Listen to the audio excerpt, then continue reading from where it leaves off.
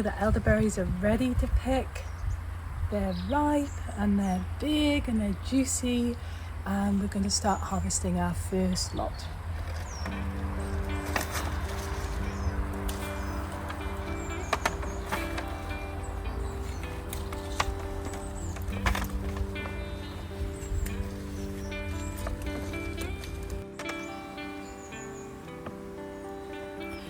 So the elderberry tree, also known by its botanical name as sambucus, grows wild all over the UK, and these are the best trees to source your berries from.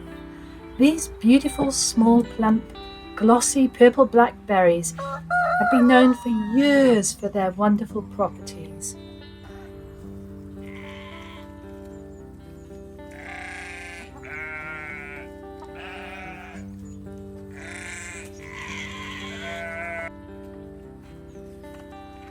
Good for the chickens too.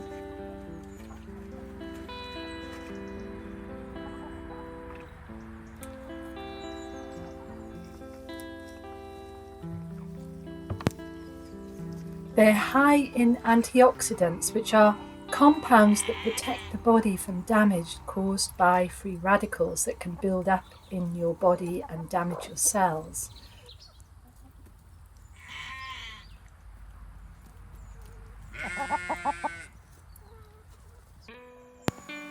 Elderberries also boost the immune system, and they reduce inflammation and greatly help to alleviate cold and flu symptoms. They're high in vitamins, particularly vitamin C.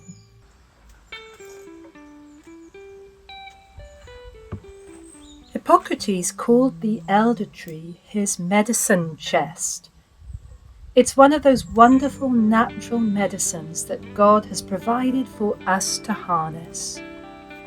In traditional medical circles, the elderberry is considered one of the world's most healing plants. And today, we are going to take this wonderful berry and make some delicious elderberry syrup. After we've picked the elderberries, we want to strip them from the stalks, trying not to get any stalks in with the berries, and we just use a fork to do this.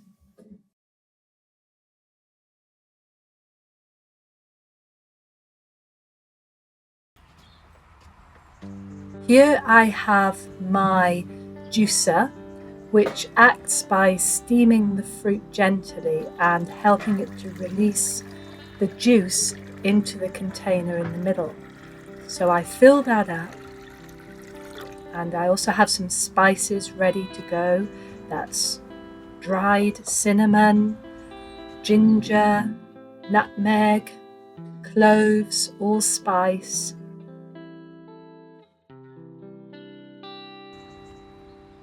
and a little bit of star anise as well.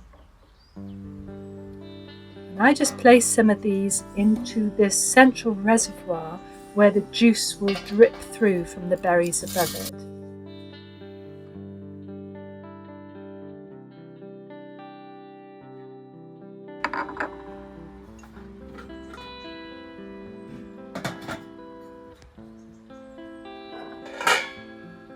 Put the berries in the top and add a few more of the spices.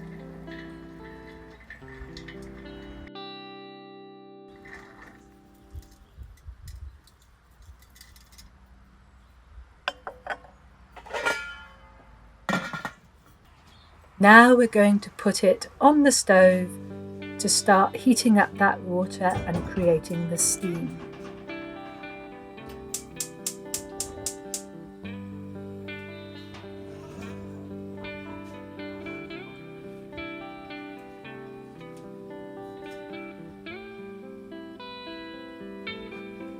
Adults and children alike love this syrup, and it's a great thing to have on hand as the weather changes into the colder and wetter months ahead. It's soothing for the throat and full of essential nutrients to give you that necessary boost as we decrease the hours of daylight and rug up against those chilly winds. Make it now while the elderberries are available, and then you can keep it in the fridge. So we've steamed the elderberries in our steamer, and if you don't have a steamer you can just do them in a pan and cover them with water just slightly and mash them while they're steaming. But this is a steamer that we were given and it's great. So elderberries have had all the juice extracted now, so you can see they've changed colour and I've mashed them a bit. So we remove that, and in this middle compartment of the juicer we have, this is all the elderberry juice with the spices in it, and we're now going to drain this out through a sieve. So we unclip this, go a bit closer, and here it goes.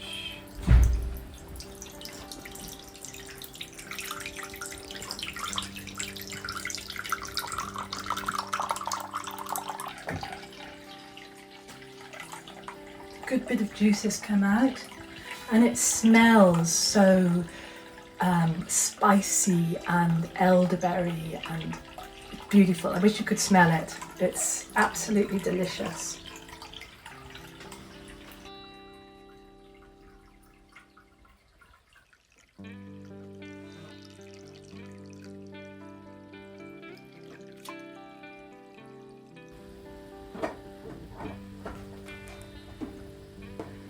So you do want to be careful with elderberry juice because it will stain if you get it on your clothes. Don't worry about it if it gets on your hands. It'll stain a little bit, but it'll wash off eventually.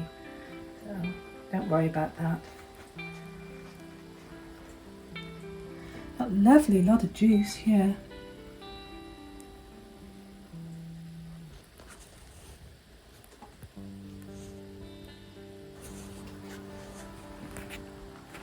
Just a quick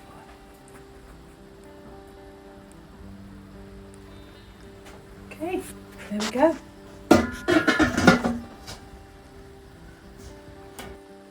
Okay, so now we take our elderberry, our spiced elderberry juice, which is now cold,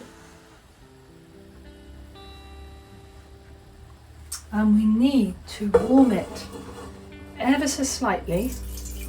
So we're going to pour it into our pan, and we'll just bring it to just a slightly warm temperature. You don't want to heat this up too much because we're wanting to add this very precious ingredient, which is raw unheated honey. So unpasteurized honey, and that contains all the beautiful enzymes and properties of honey. Honey how it should be, not heated, not heat treated at all. So we're going to warm this ever so slightly, then we're going to add our raw honey to it so that all the enzymes are preserved. Too hot and it will kill them. We'll mix that in, and then we want to bottle it into our bottles over here, and we'll explain that process when we get to it.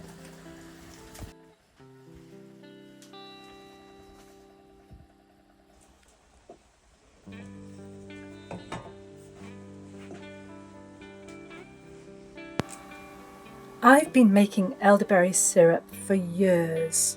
It was a constant staple in my family home as I grew up in the mountains of Wales. My mother would make this every year, but she would always make it with sugar, and I've changed the recipe, and we're going to make it today with raw honey and get all those wonderful benefits of the elderberries and the raw honey and the spices. Wonderful.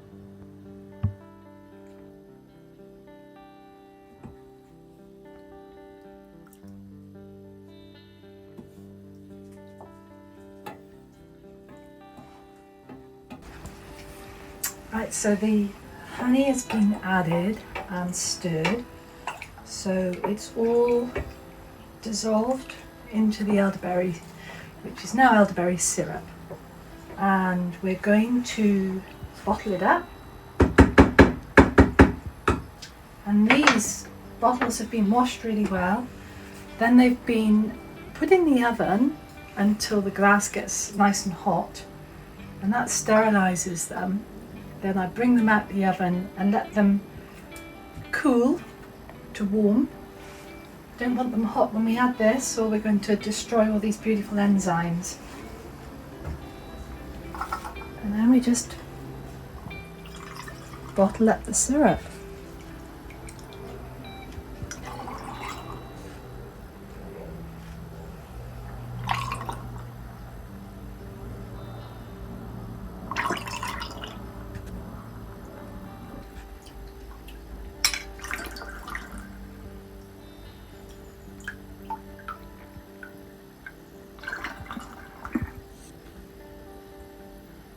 And I like using the dark glass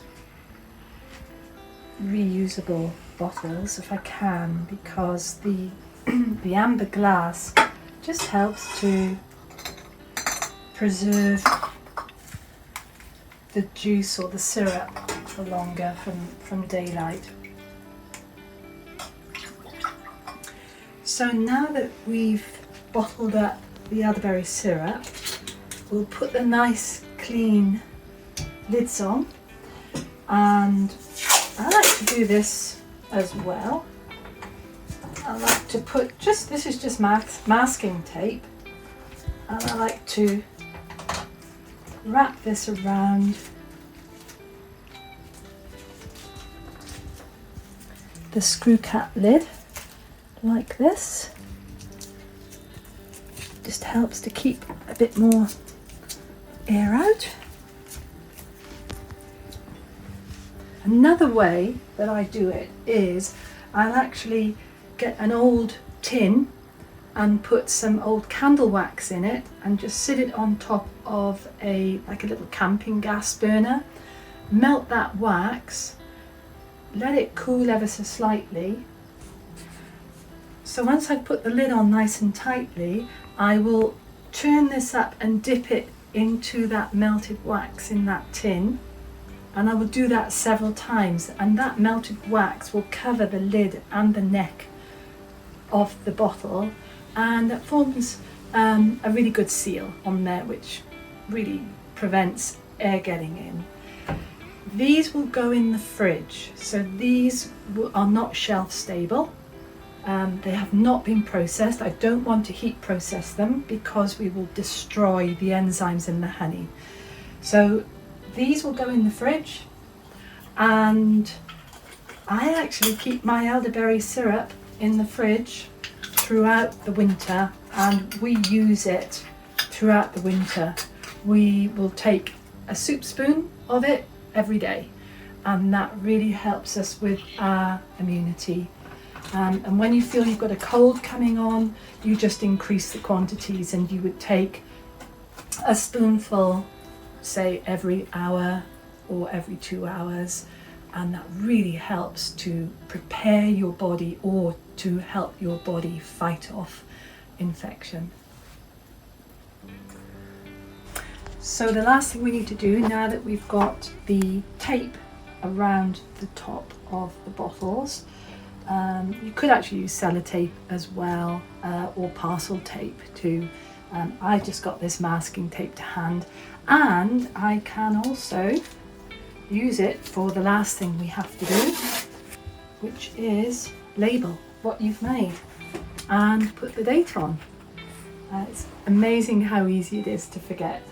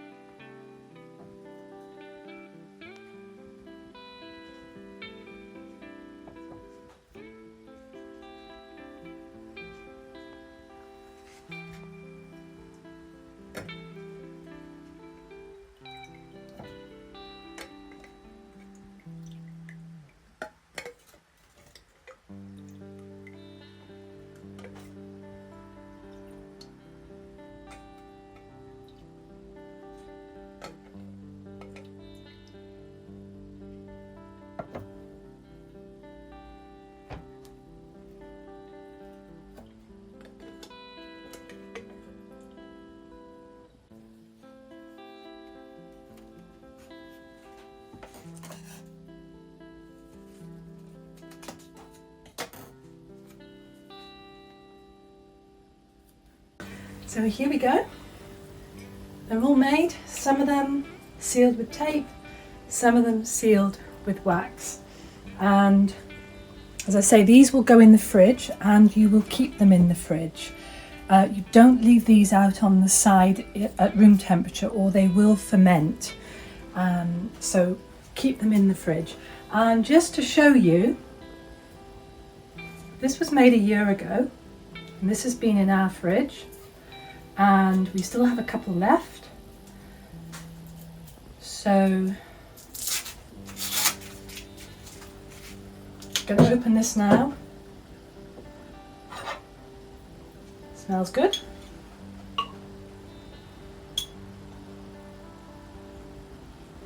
And this is how we take it. Spoonful.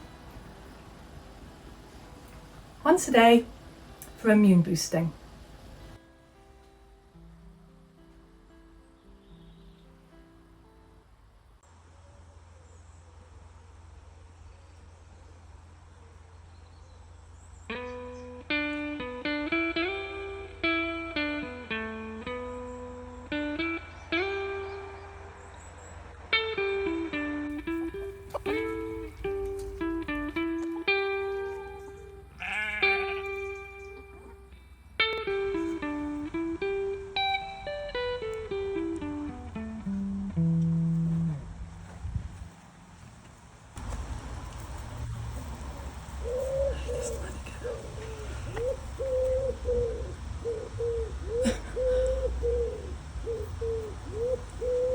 He's gone. Oh no.